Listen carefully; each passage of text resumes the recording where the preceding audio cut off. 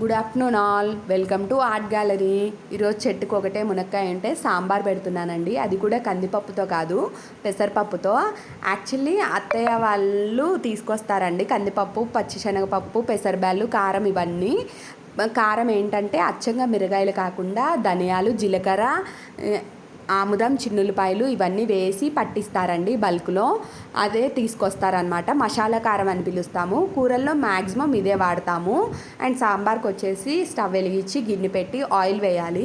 Oil కొంచెం కాగిన తర్వాత తాలింపు దినుసులు వేసి వేగిన తర్వాత కూరగాయల ముక్కలు, ఉల్లిపాయలు, పచ్చిమిర్చి వేసుకోవాలి. అది కొంచెం వేగిన తర్వాత ఉప్పు, పసుపు వేసి మగ్గనియాలి. మగ్గిన తర్వాత కొంచెం కారం వేసి 2 minutes ఉంచేసి చింతపండు పులుసు వేసుకోవాలి. చింతపండు పులుసు వేసిన తర్వాత 2 నిమిషాలు ఉడకాలండి. ఉడికిన తర్వాత మనం ఉడకబెట్టుకున్న పెసరపప్పు వేసేయాలి. వేసి 2 minutes మగ్గించుకుంటే సాంబార్ రెడీ అయిపోతుంది. దీంట్లో నేను చిన్నవి ఉల్లిపాయలు వేసానండి. నా చిన్నప్పటి నుంచి ఇవే అలవాటు. మేము కట్ చేయము, బాగుంటాయి. సాంబార్ ఉల్లిపాయలు అంటారు.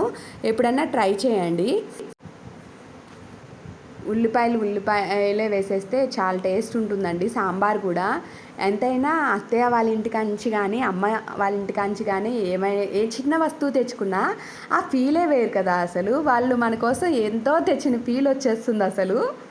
అండ్ నా ఛానల్ నచ్చితే కనుక లైక్ చేయండి, షేర్ చేయండి, సబ్స్క్రైబ్ మై ఛానల్. బాయ్.